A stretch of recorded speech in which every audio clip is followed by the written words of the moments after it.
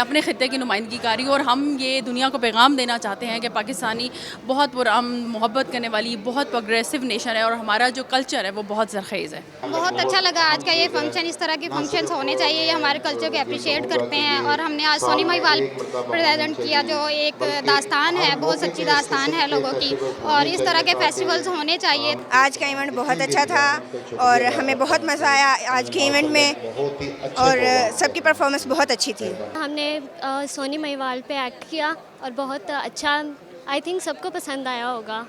यहाँ बहुत से स्कूल और बहुत से कॉलेज के बच्चे वगैरह आके यहाँ पर परफॉर्मेंस वगैरह कर रहे हैं। उनके उस्ताद-ए-किराम ने उन्हें पुरजोश मेहनत के साथ उन्हें परफॉर्मेंस वगैरह तैयार करवाई हैं।